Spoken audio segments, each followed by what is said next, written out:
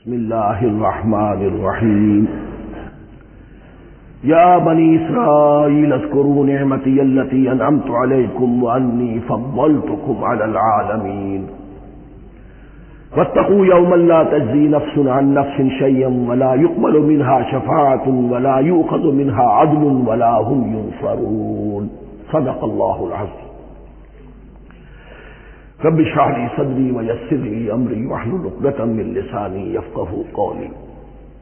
جیسا کہ میں نے عرض کیا تھا، سورہ بقرہ کے 5ویں رکوع سے اور 14ویں رکوع تک تو مسلسل، بلکہ 15ویں رکوع کی بھی پہلی 2 آیات شامل کرنی ہوں گی۔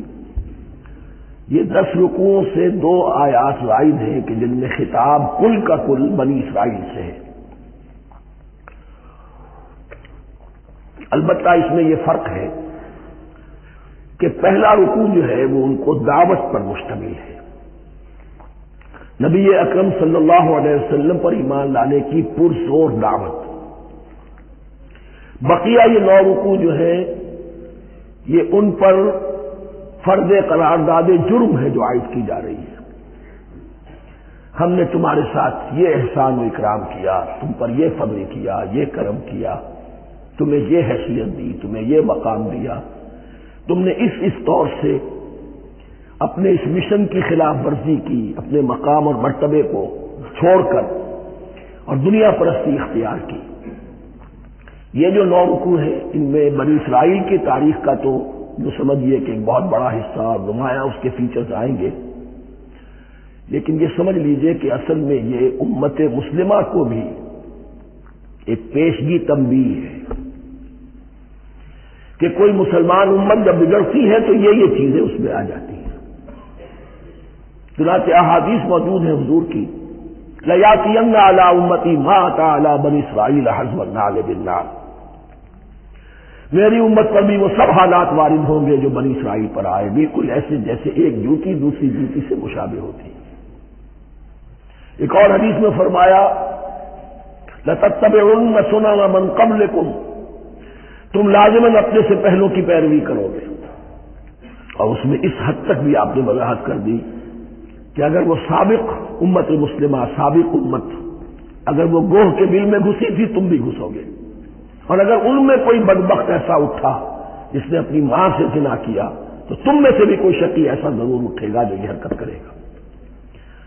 اس اعتبار سے ان رکوعوں کو پڑھتے ہوئے یہ نہ سمجھیے یہ اگلوں کی داستان ہے، پچھلوں کی کہانیاں ہیں، نہیں۔ خوش طرح باشد کے سر دل برا، گفت آیت در حدیث دیگراں، یہ ہمارے لیے ایک آئینہ ہے اور ہمیں ہر مرحلے پر سوچنا ہوگا، دروبینی کرنی ہوگی، انٹروسپیکشن، کہ کہیں اسی گمراہی میں ہم مبتلا تو نہیں۔ دیکھتے جائیے گا۔ دوسرا نقطہ پہلے سے یہ سمجھ لیجئے، یہ جو 2 آیتیں میں نے 6 رکوع کی تلاوت کی ہیں، بعین ہی یہی 2 آیتیں 15ویں رکوع میں آئیں گی، اور اس کو یوں سمجھیے کہ یہ 2 بریکٹس ہیں۔ 9 رکوعوں کا مضمون ان 2 بریکٹس کے درمیان ہے۔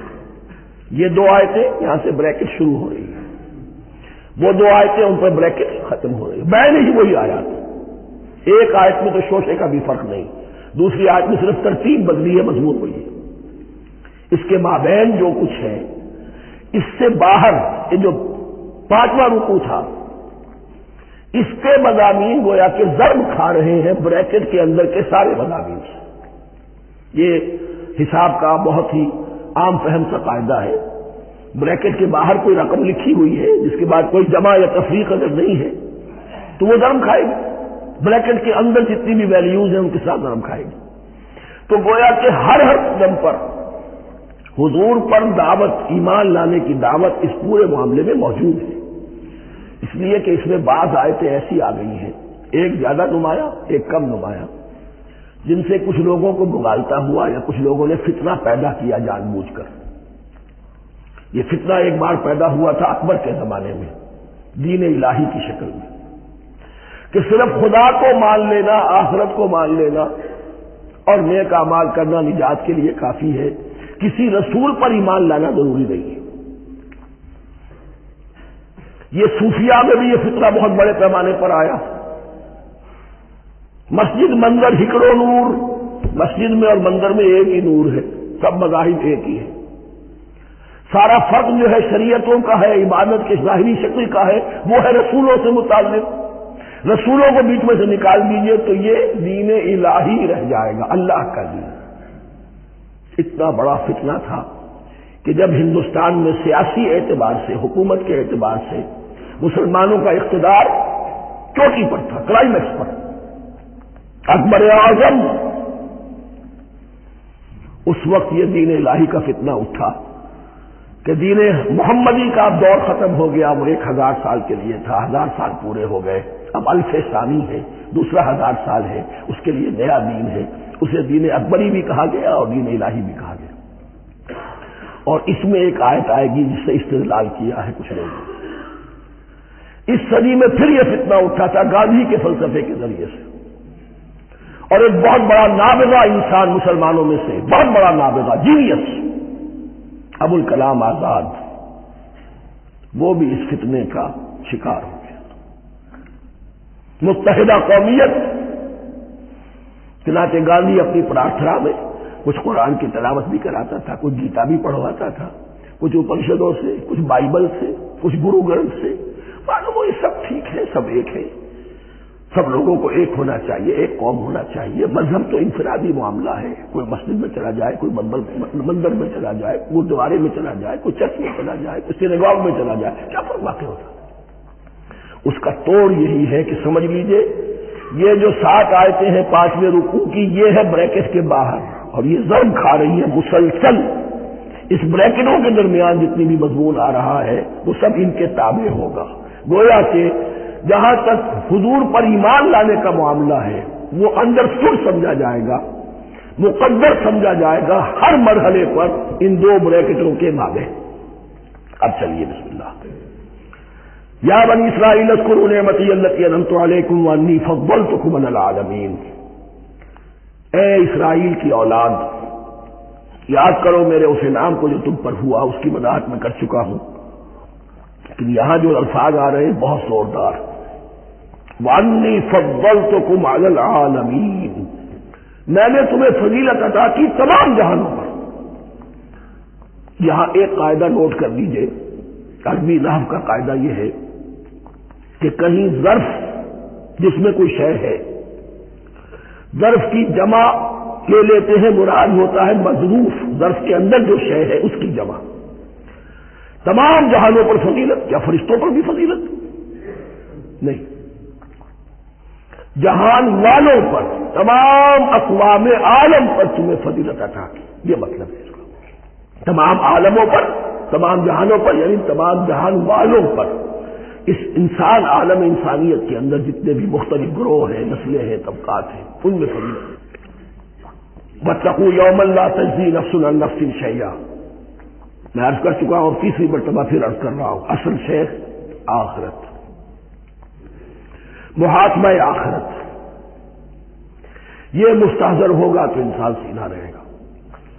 اس میں کمزوری آ جائے، ضعف آ جائے تو باقی ایمان باللہ، ایمان بالرسالت، یہ نہ معلوم کیا کیا شکلیں اختیار کر لیں۔ دیکھیے اس آیت کے اندر 4 اعتبارات سے محاسبہ آخرت کا زور ہے۔ واتقوا یوما، ڈرو اس دن سے، لا تجزی نفس عن نفس شیئا، جس دن کوئی جان کسی دوسرے کے کام نہ آ سکے گی۔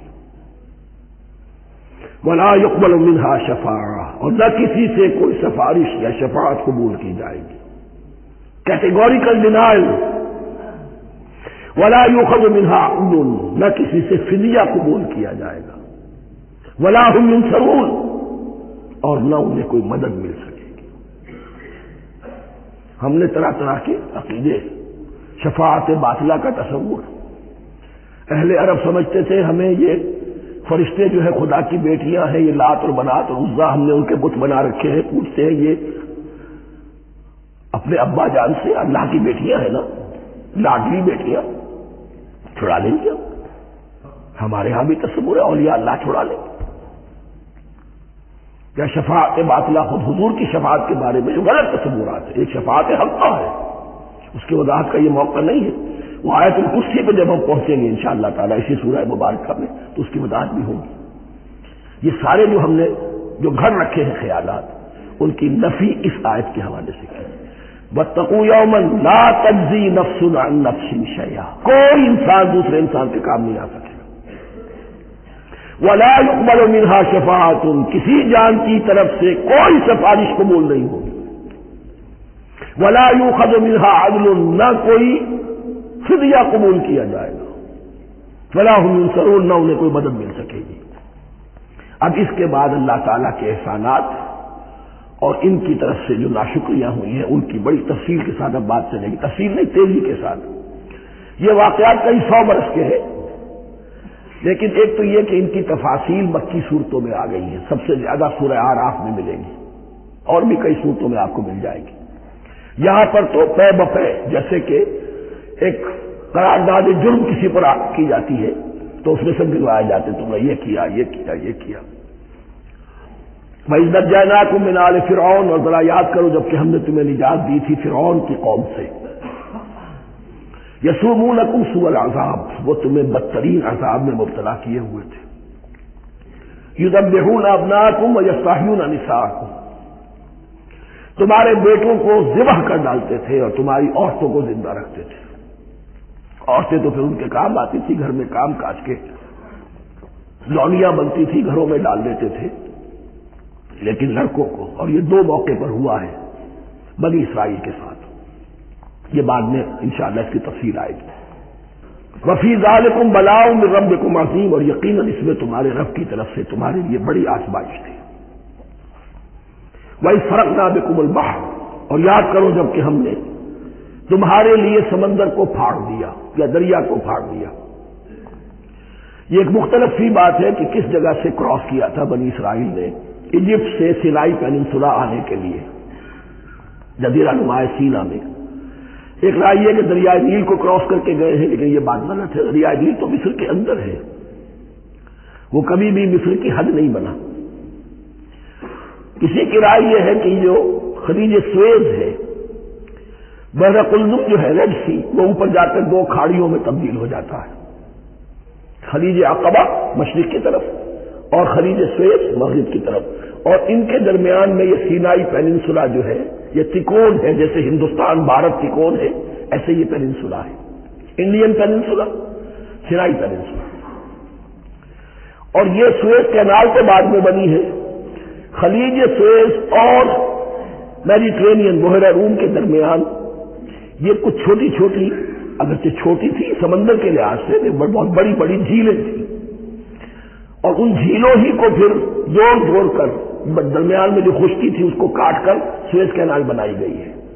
تو اب تو یہ ایک مسلسل ایک رابطہ ہے، لیکن معلوم ہوتا ہے کہ یا تو خلیج سویز کو کراس کیا ہے حضرت موسیٰ علیہ السلام نے، اور یہی میری رائے زیادہ یہی ہے، اس لیے کہ کوہ طور جو ہے وہ اس پیننسولا کی ٹپ پر ہے، نیچے ہے، یہاں جہاں پر دن کا قیام رہا، اور جہاں پھر حضرت موسیٰ کو 40 دن کے لیے کوہ طور پر بلا کر اور پھر انہیں تورات دی گئی۔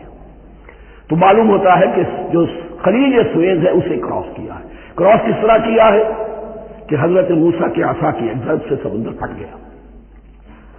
فَكَانَ كُلُّ فِرْقٍ كَالطَّوْدِ الْعَظِيمِ، دونوں طرف چٹانوں کے مانند سے پہاڑ کی طرح جو ہے وہ سمندر کھڑا ہو گیا، اس کے راستے سے یہ نکل گئے۔ اور پھر جب فرعون اور اپنا لشکر لے کر جب آیا ہے، اس نے سوچا ہم بھی نکل جائیں، وہ غلط ہو گئے، اس لیے کہ دونوں طرف کا پانی آپس میں مل گیا۔ یہ تھی کیفیت، اور معجزانہ کیفیت تھی، یہ کوئی فطرت کے یا نیچر کے اصول کے مطابق بات نہیں تھی، اور میں عرض کر چکا ہوں، آپ کو بتا چکا ہوں معجزہ کسے کہتے ہیں۔ وَإِذْ فَرَقْنَا بِكُمُ الْبَحْرَ فَأَنْجَيْنَاكُمْ، جب ہم نے تمہارے لیے یا تمہارے ساتھ سمندر کو پھاڑ دیا، تمہارے لیے، تمہارے گزرگاہ بنانے کے لیے، تو تمہیں تو نجات دے دی۔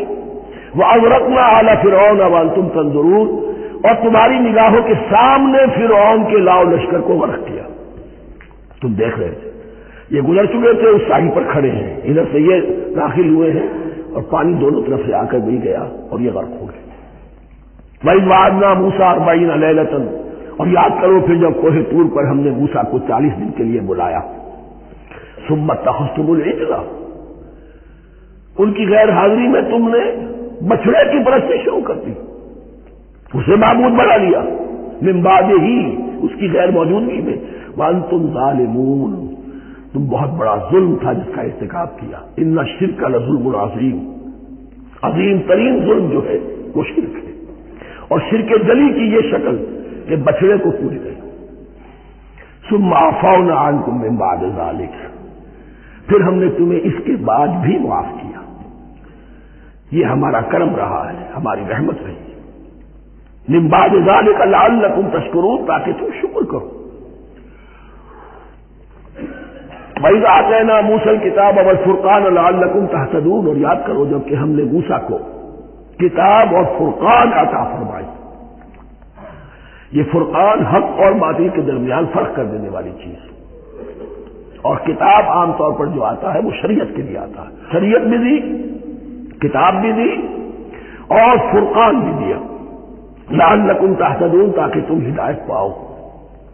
وَإِذْ قَالَ مُوسَىٰ لِقَوْمِهِ، اور یاد کرو جب کہ کہا تھا موسیٰ نے اپنی قوم سے، یا قوم انکم ظلمتم انفسکم باتخاذکم العجل، اے میری قوم کے لوگوں، یقیناً تم نے اپنے اوپر بڑا ظلم کیا ہے بچڑے کو معبود بنا کر۔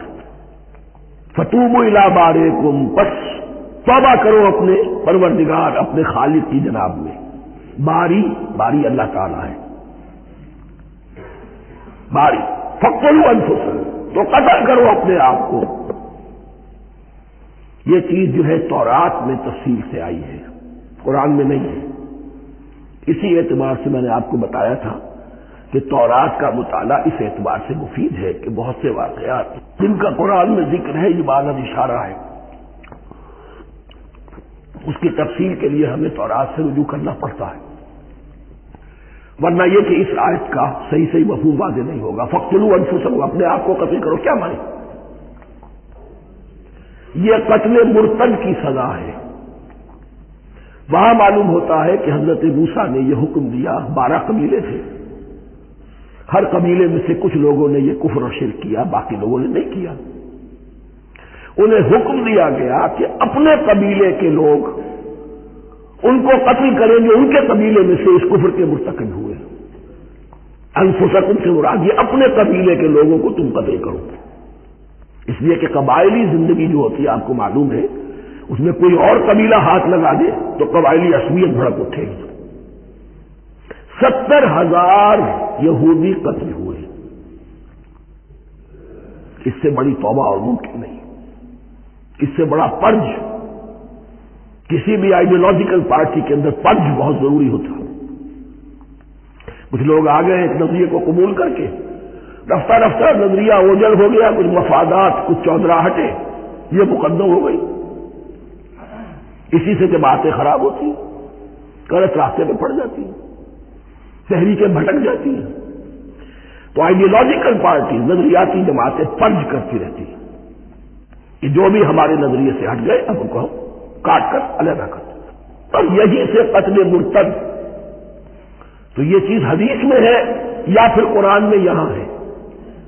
اس حوالے سے جو لوگ ہمارے ہاں بعض علماء بھی ہیں، جدید دانشور ہیں، جو قتل مرتد کی جو حد ہے اسلام میں اس کو تسلیم نہیں کرتے، لیکن میرے نزدیک یہ شریعت موسوی کا تسلسل ہے کہ شریعت موسوی کی جس شے کو بدلا نہ گیا ہو، جس کے بارے میں صراحتاً یہ معلوم نہ ہو کہ یہ شے تبدیل کر دی گئی، تو وہ شریعت محمدی کا جزو بن گئی۔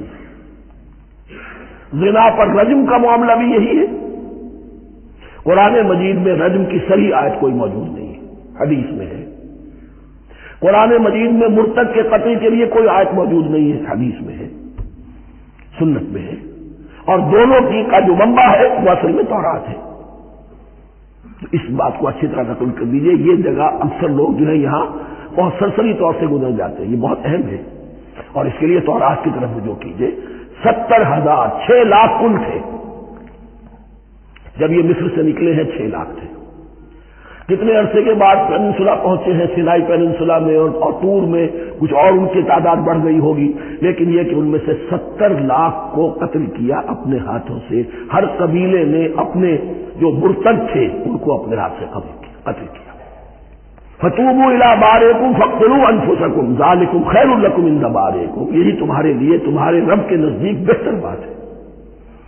فتاب علیکم، تو اللہ نے تمہاری توبہ قبول کر لی۔ توبہ قبول کس طرح ہوئی؟ یہ تزکیہ ہوا ہے امت کا کہ ان میں سے جن لوگوں نے اتنی بڑی غلط حرکت کی ہے ان کو کاٹ کر، ذبح کر کے، ان کو قتل کر کے پھینک دیا گیا۔ انہ هو التواب الرحیم، یقیناً وہ تو ہے ہی بہت توبہ کا قبول فرمانے والا اور بہت رحم فرمانے والا۔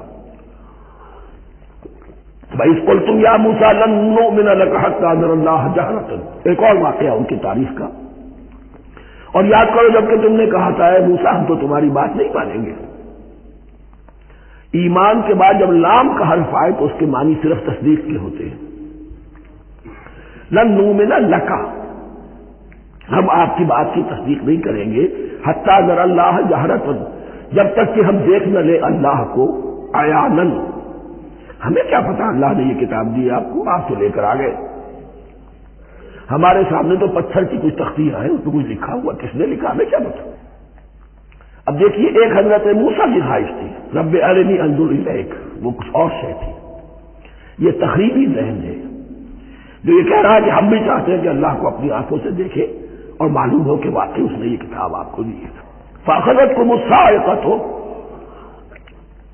تو تمہیں آپ پکڑا ایک بہت بڑی کڑک نے، ایک بہت بڑی کڑک ہوئی اور سب کے سب مردہ ہو گئے۔ وانتم تنظرون، تمہارے دیکھتے دیکھتے ایک کڑک نے تمہیں آ لیا۔ ثم بعثناکم من بعد موتکم، پھر ہم نے تمہیں دوبارہ اٹھایا تمہاری موت کے بعد۔ بعض لوگ اس کی یہ تعویل کر رہے ہیں کہ یہ موت نہیں تھی بلکہ بے ہوش ہو گئے تھے، یعنی جو بھی کڑک تھی اس کی وجہ سے سب کے سب بے ہوش ہو کے گر گئے۔ لیکن میرے نزدیک یہاں تعویل کی ضرورت نہیں، بعد سے بعد الموت اللہ کے لیے کوئی مشکل نہیں۔ ہم الفاظ کو خواب کا کو ان کے اصل جو مفہوم ہے جو کہ صاف ہے صریح ہے اس سے خواب کا کے لیے موڑ کر لکھا جائے۔ ثم بعثناکم من بعد موتکم لعلکم تشکرون، تاکہ تم شکر کرو۔ وظللنا علیکم الغمام وانزلنا علیکم المن والسلوى، اور ہم نے تم پر ابر کا سایہ کیا۔ اب 6 لاکھ کا قافلہ چل رہا ہے، سینائی پیننسولا، صحرا، کوئی اوٹ نہیں، کوئی سایہ نہیں، نقو دق، دھوپ کی تبش۔ تو اللہ کا فضل ہوا کہ ایک سائے کی طرح ابر جو ہے ان کے ساتھ ساتھ جہاں جہاں وہ جا رہے ہیں وہ ابر ان پر سایہ کیے ہوئے۔ وانزلنا علیکم المن والسلوى، کھانے کو کچھ نہیں، تو من اور سلوى نازل کیے گئے۔ من ایسے اترتا تھا رات کے وقت کہ جیسے شبنم کے قطرے ہوتے ہیں، لیکن وہ ہوتا تھا کسی ایسی چیز کا جس میں شیرینی تھی، اور پھر وہ زمین پر آ کر جم کر وہ ایک گویا کے دانہ بن جاتے تھے، یہ ان کا اناج ہو گیا۔ کاربوہائیڈریٹ سپلائی اس سے ہو گئی، من سے۔ اور سلوہ ایک خاص قسم کا پرندہ بٹیر کی شکل کا جو بے پناہ بڑی تعداد میں ان کے بڑے بڑے جھنڈ آتے تھے شام کے وقت، اور وہ ان کے ڈیرا جہاں ہوتا تھا اس کے گرد وہ اتر آتے تھے، اور رات کی تاریکی میں یہ آسانی سے ان کو پکڑتے تھے، ان کو کھاتے تھے بھون کر، اور یہ ان کی پروٹین ہو گئی۔ پوری غذا جو ہے اللہ تعالیٰ نے ان کو فراہم کر دی۔ وَأَنزَلْنَا عَلَيْكُمُ الْمَنَّ وَالسَّلْوَىٰ كُلُوا مِن طَيِّبَاتِ مَا رَزَقْنَاكُمْ، کھاؤ ان پاکیزہ چیزوں کو جو ہم نے تمہیں عطا کی ہے۔ وَمَا ظَلَمُونَا، ہم نے تو ان پر کوئی ظلم نہیں کیا، وَلَٰكِن كَانُوا أَنفُسَهُمْ يَظْلِمُونَ، لیکن وہ خود ہی اپنے اوپر ظلم ڈھاتے رہے، ہر قدم پر نافرمانی اور ناشکری۔ اس کی بھی ناشکری آگے آ جائے گی چل کر، من و سلوہ سے بھی ناشکری کی انہوں نے۔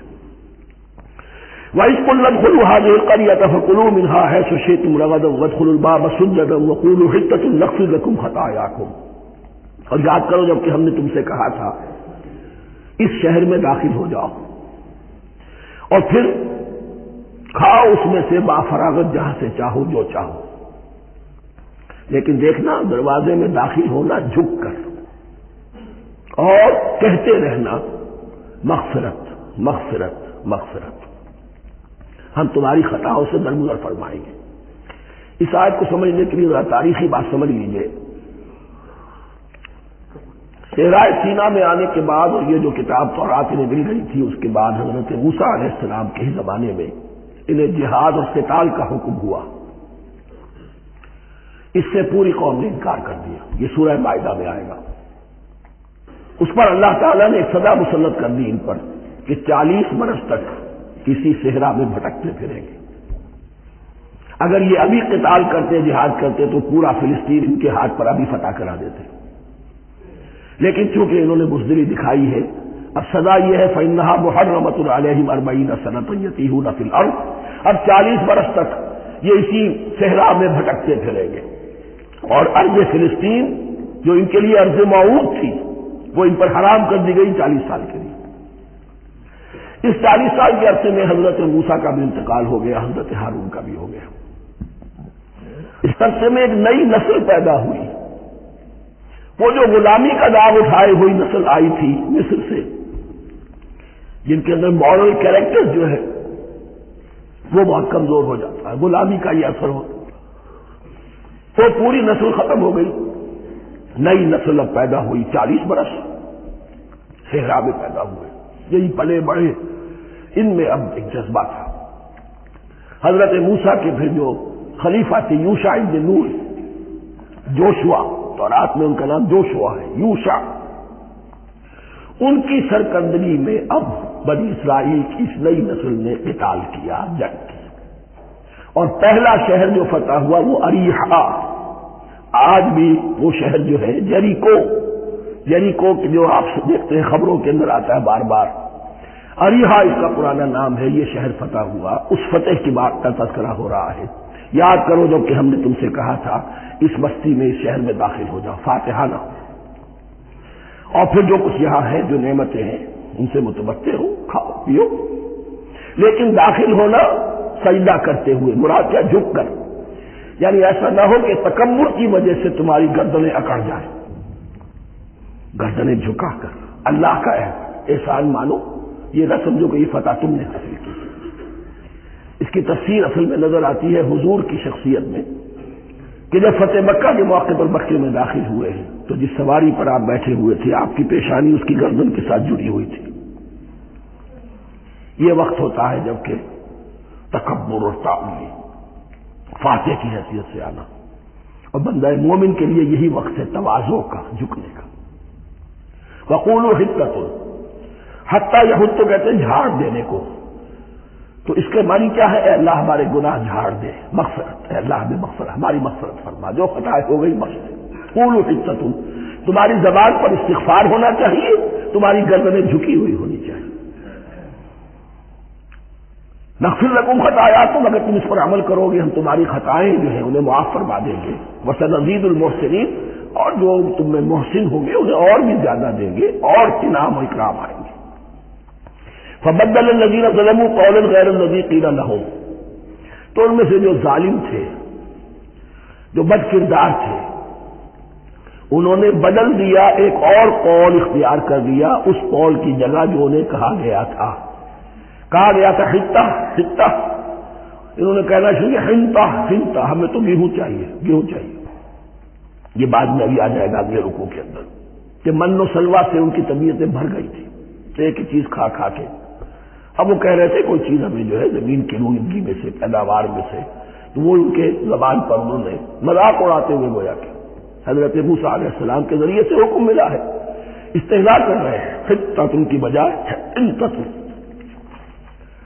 فانزلنا علی الذین ظلموا رجزا من السماء بما كانوا يفسقون، تو جن لوگوں نے یہ حرکت کی تھی ان پر ہم نے آسمان سے ایک بہت بڑا عذاب نازل کیا. تورات سے معلوم ہوتا ہے کہ پلیگ آئی اور جنہوں نے یہ حرکت کی تھی وہ سب کے سب ہلاک ہو گئے جریکو کے اندر. بما كانوا يفسقون، بسبب اس نافرمانی کے جو انہوں نے کی. وَإِذِ اسْتَسْقَىٰ مُوسَىٰ لِقَوْمِهِ فَقُلْنَا اضْرِب بِّعَصَاكَ الْحَجَرَ. اب یہ پھر صحرائے سینا کا واقعات آ رہے ہیں. ان میں ترتیب زمانی نہیں ہے. اور یہاں کی فتح جو ہے حضرت موسیٰ کے بعد ہے، لیکن اب یہاں پہ پھر ابھی وہ جو صحرائے تیہ میں جب بھٹک رہے تھے پھر اس کا ذکر ہے. وَإِذِ اسْتَسْقَىٰ مُوسَىٰ لِقَوْمِهِ فَقُلْنَا اضْرِب بِّعَصَاكَ الْحَجَرَ، اور جب کہ موسیٰ کی قوم نے موسیٰ سے پانی طلب کیا. اب صحرا میں آپ کو معلوم ہے جہاں پڑاؤ تھا اب وہاں پانی نہیں، 6 लाख हो 7 लाख हो, कितने अफराद हो, पानी चाहिए। वइज़ इस्तस्क़ा मूसा लिक़ौमिही फ़क़ुल इज़्रिब बिअसाकल हजर, तो हमने कहा कि अपने आसा से ज़र्ब लगाओ चट्टान। फनफजरत मिन्हु इस्नता अशरता ऐना, तो उससे 12 चश्मे फूट बहे। फजर कहते हैं किसी शय के फटकर कोई चीज बरामद हो। फजर जो होती है, फजर का वक्त रात की तारीकी का पर्दा चाक होता है और सफेदा सहर नमूदार होता है। फनफजरत मिन्हु इस्नता अशरता ऐना, तो 12 चश्मे फूट बहे। क़द अलिमा कुल्लु उनासिन मशरबहुम, यहां उनास से क्या मुराद है? हर कबीला, हर कबीले ने अपना घाट मुअय्यन कर लिया। 12 कबीले थे, अगर अलहदा अलहदा ना होता मामला, 12 चश्मे इसीलिए दिए गए कि लड़े ना झगड़े ना। पानी तो बहुत बड़ी चीज है, कहीं पानी पीने पिलाने पे झगड़ा और कहीं घोड़ा आगे बढ़ाने पे झगड़ा, ये तो कबायली जिंदगी के अंदर होती ही चीजें। तो इस एतबार से अल्लाह ताला ने उनके लिए ये सहूलत की कि 12 चश्मे फूट बहे। क़द अलिमा कुल्लु उनासिन मशरबहुम, हर एक ने अपना घाट जान लिया, मुअय्यन कर लिया। कुलू वशरबू मिन रिज़्क़िल्लाह, गोया कि कह दिया गया कि खाओ और पियो अल्लाह के रिज़्क़ में से। वला तासौ फिल अर्ज़ि मुफ़सिदीन, और जमीन में फसाद मचाते न फिरो। खाने पीने के लिए पानी भी इधर आ गया, खाने के लिए मन्नो सलवा आ गया। अब देखिए उनकी नाशुक्री। वइज़ क़ुल्तुम या मूसा लन नस्बिरा अला तामिन वाहिदिन, याद करो जबकि तुमने कहा था ऐ मूसा हम एक खाने पर तो सब्र नहीं कर सकते, खा खा के भुगता गए हैं मन्नो सलवा। फदउ लना रब्बका, तो जरा अपने रब से दुआ करो, पुकारो हमारे लिए अपने रब को। युखरिज लना, वो निकाले हमारे लिए मिम्मा तुंबितुल अर्द, जमीन की रोईदगी और पैदावार में से, नबाताते अर्जी में से, मिन बक़लिहा, उसकी तरकारियां, व क़िस्साइहा, और ककड़ियां, खीरे और ककड़ियां, इन सब के लिए लफ्ज़ है।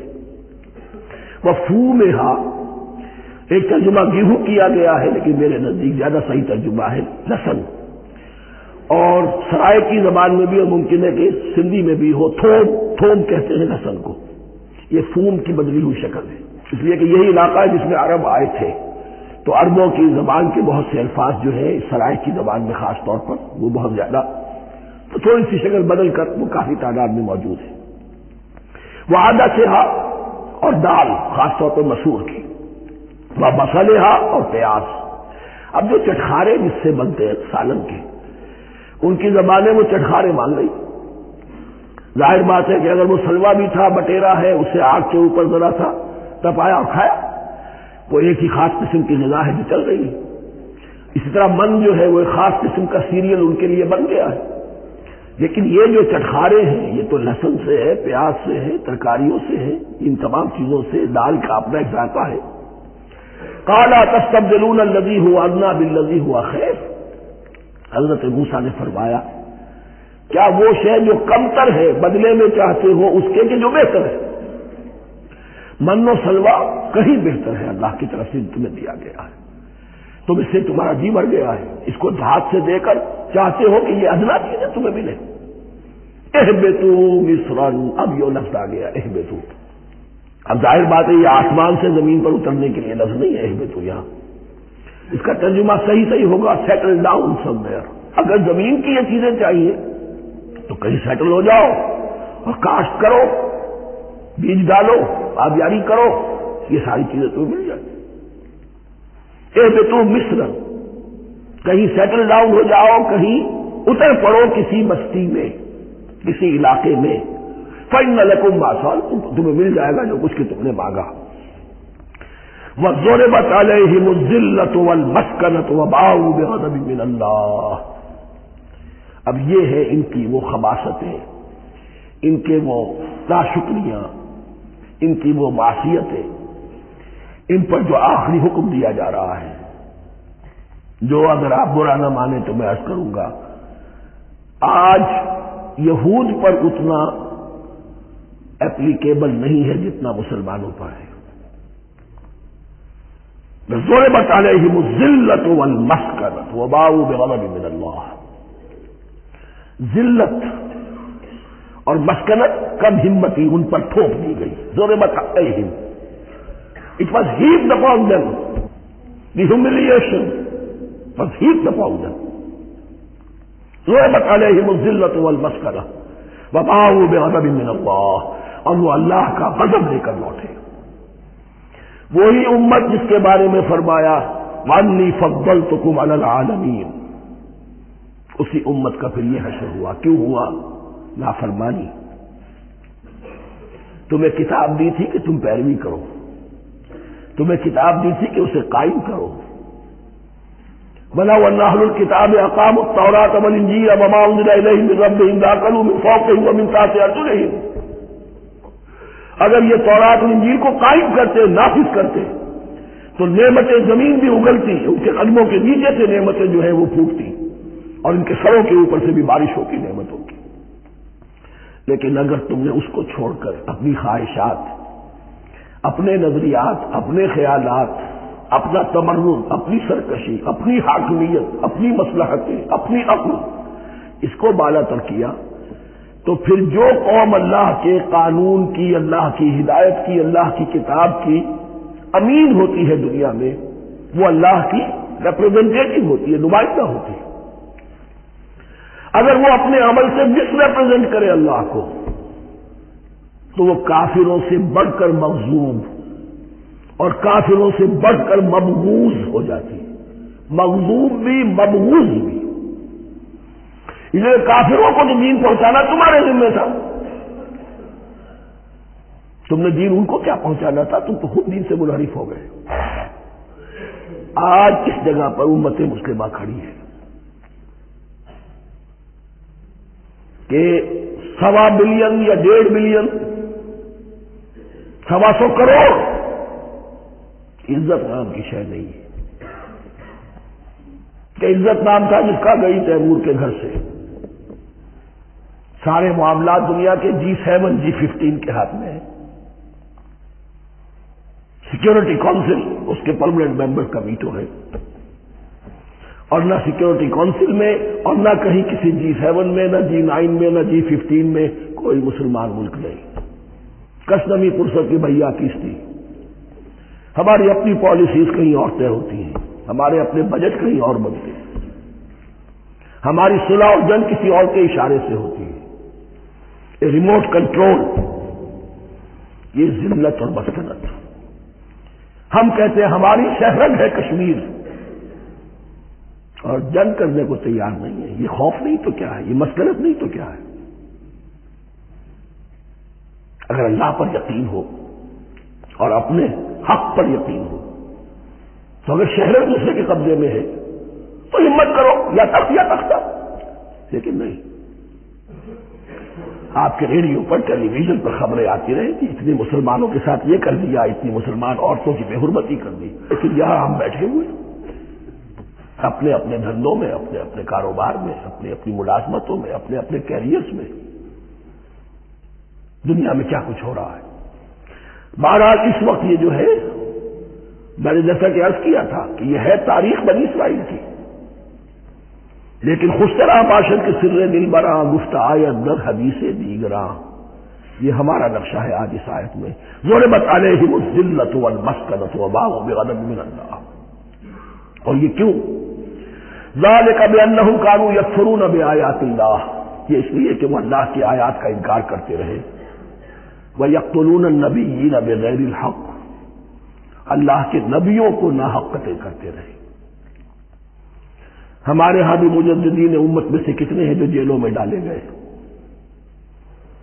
جن کو ایسی ایسی مار پڑی ہے کہ کہا جاتا ہے کہ ہاتھی کو بھی وہ مار پڑتی تو برداشت نہ کرتا. احمد ابن حنبل کے ساتھ کیا ہوا, ابو حنیفہ جیل میں انتقال کیا,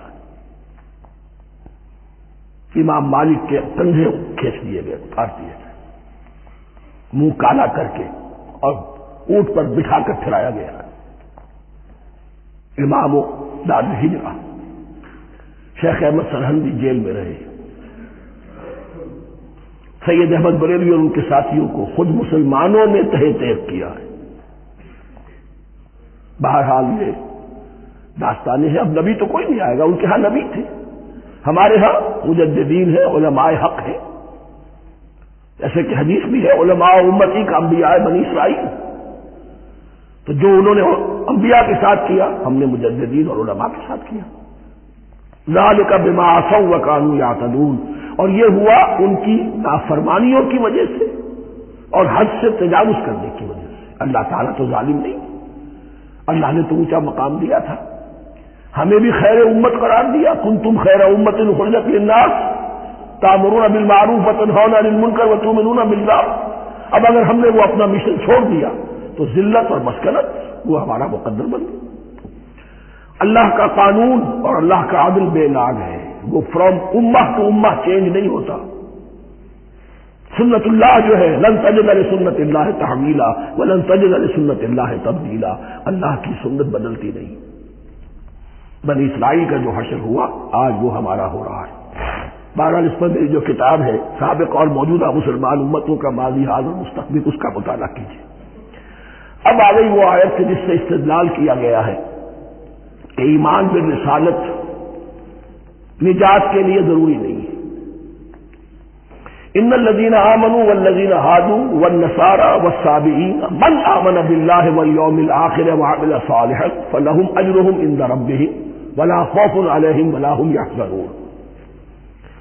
یقیناً جو لوگ ایمان لائے، اور اس سے مراد ہے جو ایمان لائے حضور پر، محمد پر صلی اللہ علیہ وسلم، والذین ہادوا، اور جو یہودی ہو گئے، والنصارى، اور نصرانی، والصابئین، اور صابی وہ لوگ تھے عراق کے علاقے میں رہتے تھے جو کہتے تھے کہ ہم دین ابراہیمی پر ہیں، لیکن ان کے ہاں بھی بہت کچھ بگڑ گیا تھا، جیسے حضرت ابراہیم کی نسل، حضرت اسماعیل کی نسل بگڑ گئی تھی، تو اس طرح وہ بھی بگڑ گئے تھے۔ ستارہ پرستی زیادہ تر ان کے ہاں تھی۔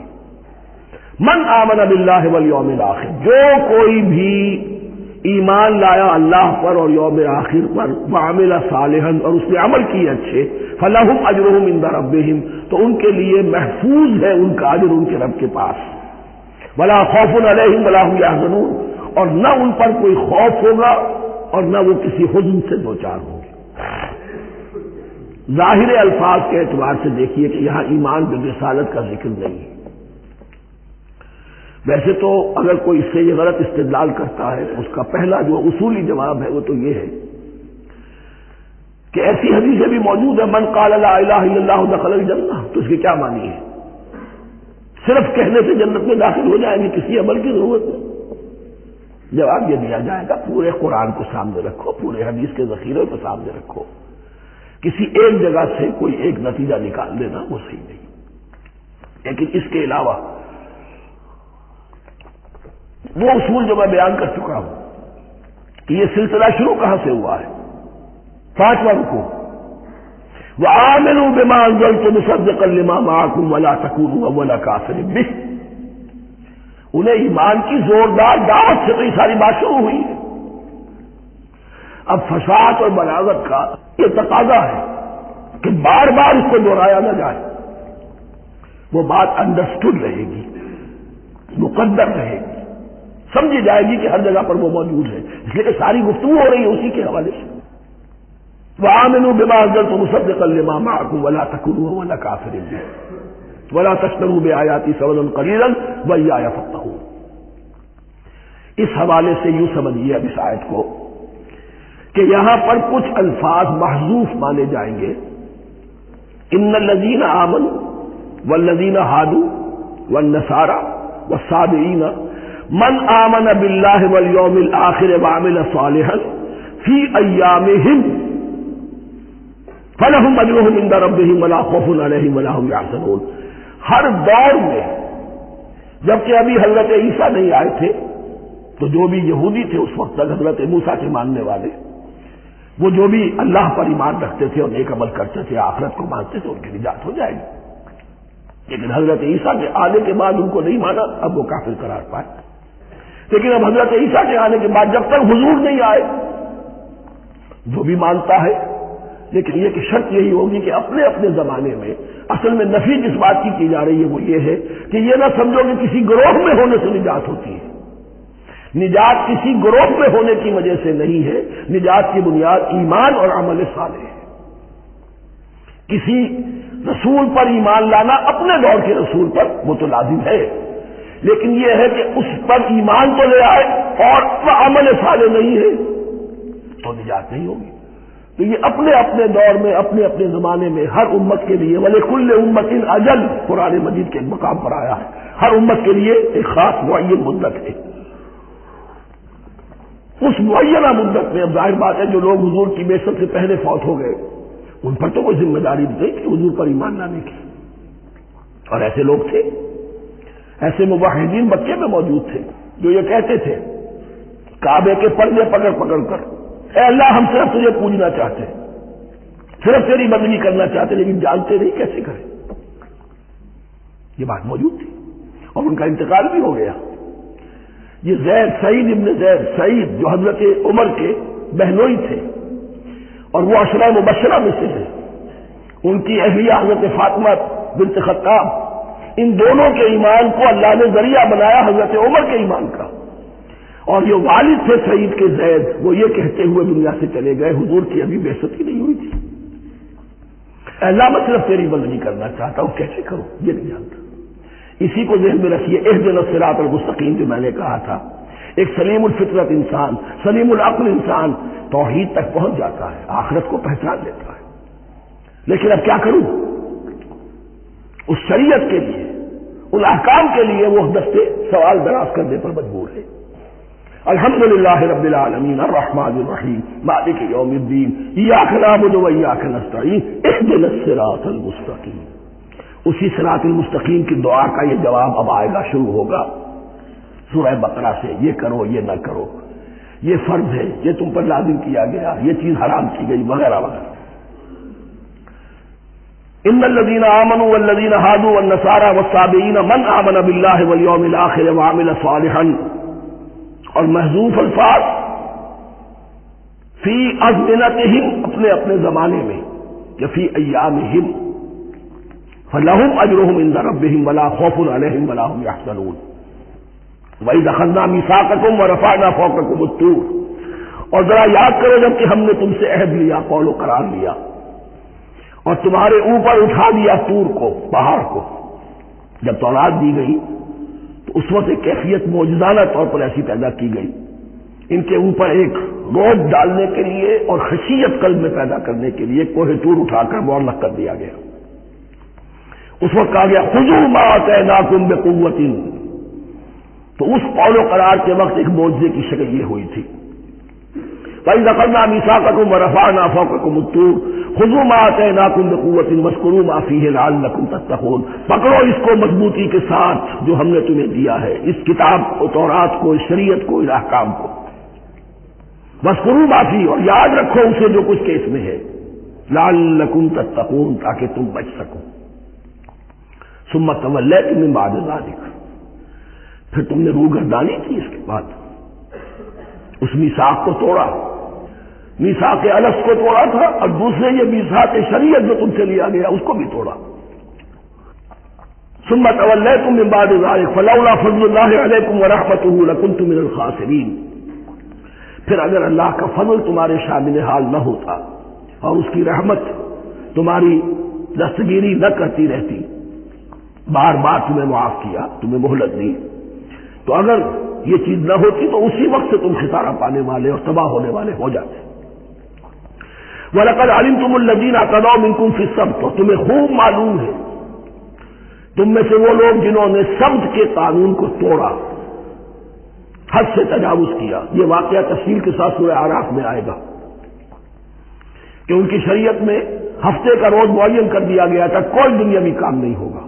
آج بھی وہ لوگ جو ہے سبت کو، جو بھی پریکٹسنگ جیوز ہیں، وہ اس کی پابندی کرتے ہیں، وہ بڑی شدت سے کرتے ہیں۔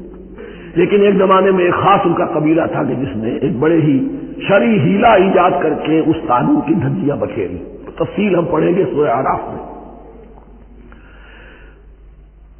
وَلَقَدْ عَلِمْتُمُ الَّذِينَ اعْتَدَوْا مِنكُمْ فِي السَّبْتِ، تمہارے علم میں ہے تمہارے وہ لوگ کہ جنہوں نے سبت کے قانون کے ضمن میں خلاف ورزی کی، فَقُلْنَا لَهُمْ كُونُوا قِرَدَةً خَاسِئِينَ، تو ہم نے کہہ دیا ان کو کہ ہو جاؤ ذلیل بندر، ان کی شکلیں بس کر دی گئی، انہیں بندروں کی شکل میں تبدیل کر دیا گیا۔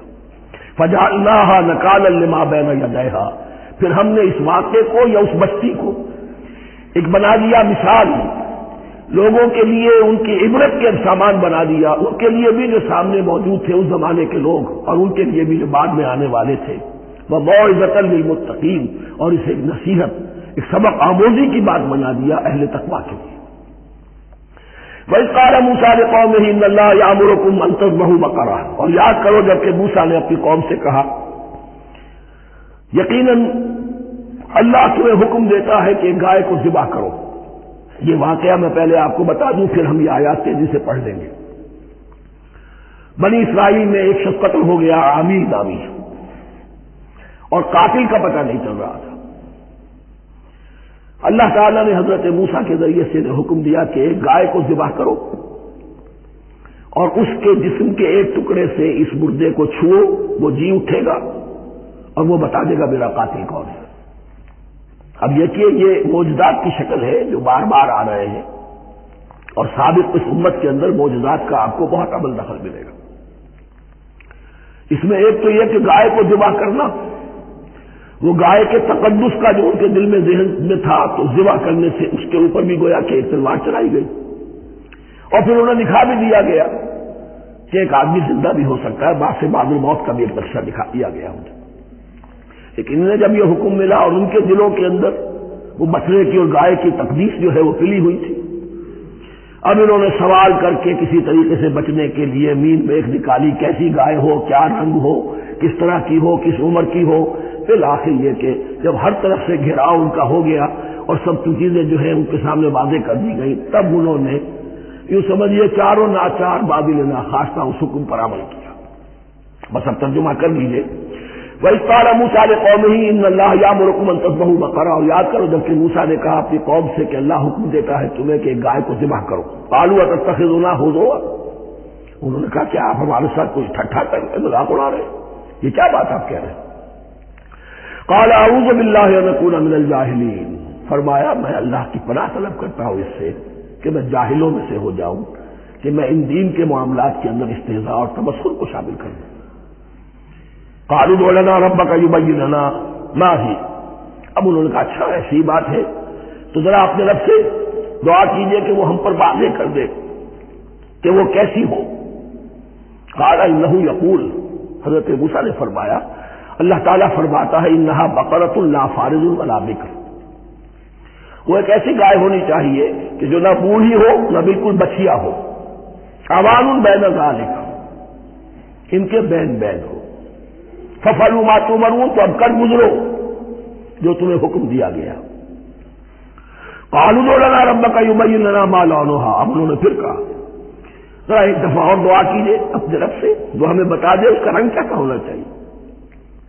قَالَ إِنَّهُ يَقُولُ إِنَّهَا بَقَرَةٌ صَفْرَاءُ فَاقِعٌ لَوْنُهَا تَسُرُّ النَّاظِرِينَ، فرمایا اللہ فرماتا ہے کہ وہ گائے ایسی ہونی چاہیے زرد رنگ، شوخ رنگ، شوخ زرد رنگ کی، چمکیلی، جو دیکھنے والوں کو خوب اچھی لگے، پسند آئے، دل میں کھب جانے والی۔ اب جو زیادہ سے زیادہ ان کے ہاں مقدس سمجھے جاتے تھے گائے، رفتہ رفتہ سوال کر کے اگر پہلے ہی حکم پر وہ کر دیتے تو کسی بھی گائے کو ذبح کر دیتے، لیکن یہاں گھیراؤ ان کا ہو رہا ہے کہ جس کی تقدس کا ان کے ذہن میں زیادہ سے زیادہ تاثر ہے اسی کو واضح کیا جائے۔ قالوا ادع لنا ربك يبين لنا ما هي، پھر انہوں نے کہا ذرا اللہ سے دعا کیجئے اور وہ ہمیں یہ بتائے کہ وہ کیسی ہو۔ ان البقرہ تشابہ علینا، یقیناً ہم کچھ شبے میں پڑ گئے ہیں، یہ گائے کا معاملہ مشتبہ ہو گیا ہے ہم پر۔ قال انه يقول، فرمایا اللہ فرماتا ہے انها بقرة لا ذلول تثير الارض ولا تسقي الحرث، وہ ایک ایسی گائے ہونی چاہیے کہ جو کوئی جس سے مشقت نہ لی جاتی ہو، نہ وہ ہل جوتتی ہو اور نہ وہ رہٹ کا پانی کھینچتی ہو۔ تسیر الارض، نہ تو وہ زمین کو جوتنے میں ہل چلانے میں کام نہیں لی جائے، ولا تسقي الحرث، اور نہ کھیتی کو پانی پلانے کے لیے وہ پانی کھینچنے میں استعمال کیا جائے۔ مسلمتن، اور پوری سالم ہونی چاہیے، یک رنگ، لا شیۃ فیہا، اس میں کسی دوسرے رنگ کا کوئی داغ تک نہ ہو۔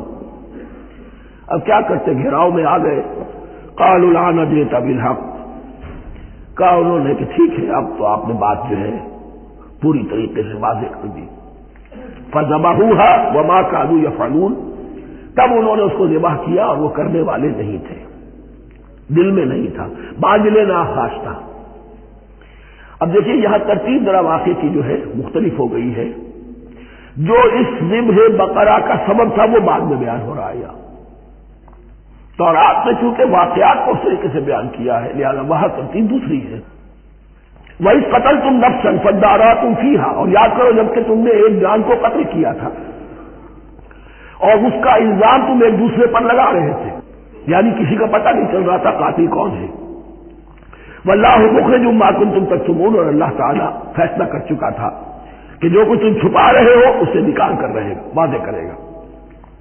فَقُلْ اضْرِبُوهُ بِبَعْضِهَا، تو ہم نے حکم دیا کہ اس کی لاش کو اس گائے کے ایک ٹکڑے سے، اس کے جسم کے ایک حصے سے ضرب لگاؤ. کذالک یحیی اللہ الموتیٰ، اور دیکھو اس طریقے سے اللہ مردوں کو زندہ کر دے گا. تھوڑی دیر کے لیے وہ زندہ ہوا، اس نے اپنے قاتل کا نام بتا دیا. وَیُرِیکُمْ آیاتہ لَعَلَّکُمْ تَعْقِلُونَ، اور وہ تمہیں دکھاتا ہے اپنی آیات تاکہ تم عقل سے کام لو. اب جو الفاظ آ رہے ہیں بہت سخت ہیں، بہت سخت، لیکن ان کو پڑھتے ہوئے ضرور ضرور کیجیے گا، اپنے اندر جھانکیے گا. ثم قست قلوبکم، پھر تمہارے دل سخت ہو گئے. جب دین میں ہیلے بہانے نکالے جانے لگے اور ہیلوں بہانوں کے ذریعے سے شریعت کے احکام سے بچا جائے، اللہ کو دھوکہ دینے کی کوشش کی جائے، اس کا جو نتیجہ نکلتا ہے وہ دل کی سختی. ثم قست قلوبکم، پھر تمہارے دل سخت ہو گئے. فہی کالحجارۃ او اشد قسوہ، تو وہ تو اب پتھروں کے مانند ہیں بلکہ سختی میں ان سے بھی زیادہ شدید ہے. یہ ویسے بھی فصاحت اور بلاغت کا بھی بڑا ایک عمدہ مقام ہے قرآن کا. وَإِنَّ مِنَ الْحِجَارَةِ لَمَا يَتَفَجَّرُ مِنْهُ الْأَنْهَارُ، پتھروں میں سے تو ایسے بھی ہوتے ہیں جن میں سے چشمے پھوٹ بہتے ہیں.